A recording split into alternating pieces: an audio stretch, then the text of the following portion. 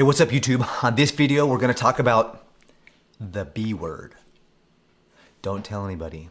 We're gonna talk about budgeting. I actually don't like the word budget. I think it's a kind of a negative connotation. A lot of people, when they hear about budgeting, they think about restrictions and all the things they have to do with their money. So instead, I like to call it an accountability program. My cash flow accountability program. That sounds way better than budget anyways. It's a lot longer, but it sounds better.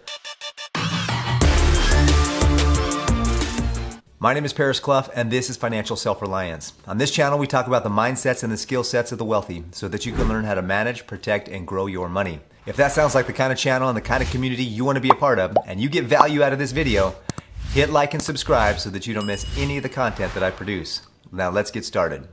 All right, so in this video, we're going to talk about budgeting, the B word. I know a lot of people don't like that. I don't really like the word budgeting either. In fact, budgeting kind of sucks, to be honest with you. However, it's important for us to keep track of what's coming in and what's going out so that we manage our money properly and we have a good solid cash flow. The idea, of course, is to have a positive cash flow, which means we have more money coming in than what's going out. And you won't know if your cash flow is positive unless you take time to calculate how much money is coming in and how much money is going out. Most people who get in trouble with their money today, it's because they spend more money than they make, and they end up in significant amounts of debt. In fact, as a country, we're in horrible amounts of debt, and the main cause is because nobody understands their cash flow. They have a negative cash flow, which means they're spending more money than they're making, and that's a negative cash flow. We don't want to do that. So if budgeting sounds daunting or if budgeting sounds bad to you, then don't budget, but develop a cash flow accountability program so that you can keep track of your money and develop a cash flow that's positive, and then grow that cash flow by earning more money through side hustles, through businesses, through getting a raise, through whatever. So I'm gonna share with you a generic budgeting chart that I share with my clients, and this is something that you can take and you can use and you can pause and you can look and you can make your own. It's a spreadsheet, and it's kind of the generic things that people will put on a budget. So if you wanna have a copy of it, you can actually hit me up at hello@financialselfreliance.net. I'll send you a copy. If you don't want a copy of it, just hit pause and make your own as you go through this. So the first thing in really developing a budget is you want to know how much money you have coming in. So if you look at this chart here, it says money coming in or income. So what's your employment income? So when I ask somebody how much money they make, a lot of times they'll just tell me their annual salary, which is fine, but you don't really know how much you're taking home until you start taking out things like federal income tax, state and local income tax, and then Social Security, Medicare, and things like that. So if you have tips, if you're at a job where you get tips, you want to have that. The end result here is we want to get your net income. How much do you actually take home? When the money is deposited in your bank, how much is in there? And that's what we really want to know, because that's the money you can spend. So do you have other income? Do you have rental properties? Do you have stocks? Do you have dividend paying stocks? Do you have interest income? What other income do you have coming in? And then you total that up as a total income. So now you know how much money is coming in, so you can determine your cash flow in. And the next column over we're going to talk about in a minute is determining our cash flow out, so that we hope to have a positive cash flow. Now this is critical too, to keep track of your savings. How much money do you have in an emergency fund? I actually have a whole video series on emergency funds and how to save money properly and being proactive in your finances towards savings. Savings is critical because it teaches you the first initial steps towards investing. If you don't get saving right, you're not going to probably get investing right. Saving is that first step towards being able to invest the right way and have the right money to invest, and investing the right money for your future. So do you have an emergency fund? I'm going to put a link in the description above here for you to watch some of the videos that I've created about emergency funds. What are your retirement plans? How much money do you have in your 401ks? Do you have any Roth IRAs, any regular IRAs? What money do you have in investments? Do you have just any pure straight brokerage accounts where it's just stocks or just mutual funds or ETFs? Those are the total there of your total savings. So down here, you're going to total up all your income.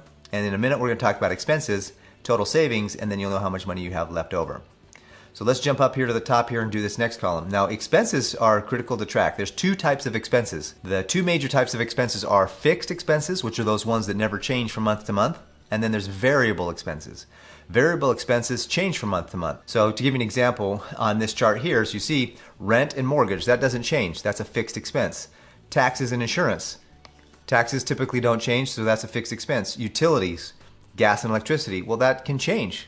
Actually, you can use more gas or more electricity one month over the other, depending on if it's winter time or summertime or what's happening. So that can be a variable expense.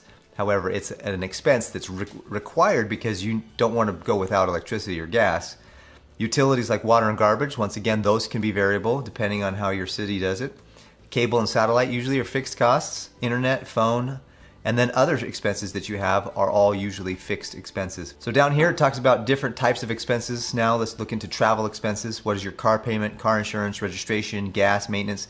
Now what's neat about this particular chart here is that it tells you your registration. Now registration usually only happens once a year depending on the state you're in. So what would be a good idea to put there as in terms of a budget is 1/12, or every month are you saving up money towards that one annual payment. So when you get the bill on the annual basis, you're not shocked that you don't have any money saved up or set aside already for it. Car maintenance, that's actually something that a lot of people forget about. You know, car breaks down and they have no money, so they end up putting it on a credit card. Well, that actually can be part of your emergency fund, which is over here, but it can actually be in its own kind of sinking fund where you have maintenance as car maintenance as the specific thing that you're saving for in that category. Now, if you have student loans, this is good here. Other expenses, credit cards, what are your monthly payments? Now, hopefully you're not paying the minimum payment. I do have a whole video series on the proper ways to get out of debt if you're in debt, so I'll put the link above that for that. What are your expenses for groceries? And once again, groceries are a variable expense because what you eat from month to month can change. Clothes, personal items, entertainment, eating out, some of those things are all variable and discretionary. Variable meaning they change from month to month, and discretionary meaning you don't have to spend those things. The main things that you want to make sure that you're doing are the fixed expenses that are required, like food, shelter, travel. And honestly, you know, communication is critical in our day and age. So whether you're using an email address or your cell phone or some other form of communication, it's critical to be able to communicate so that you can get a job, talk to clients, talk to your employer, etc., etc.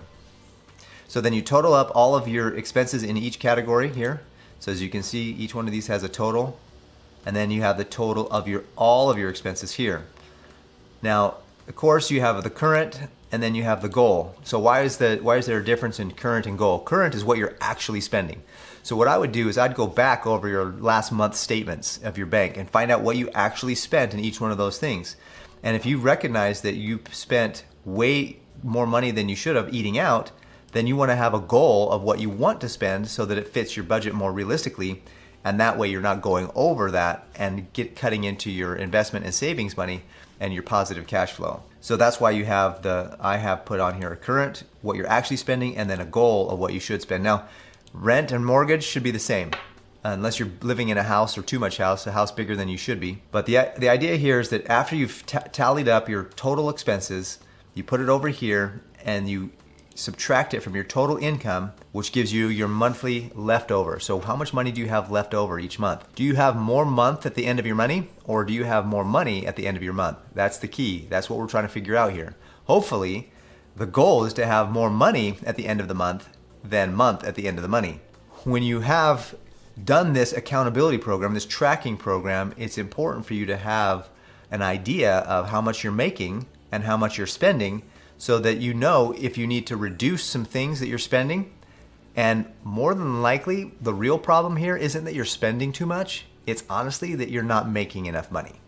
In today's world where you can make money in so many different ways, it just makes sense for you to have a side hustle or some other business where you're actually making some additional money. So make sure that you're putting aside some time and efforts to make extra money and build your income and grow your income so that you can have the things that you want in life, the nice things, the luxuries in life.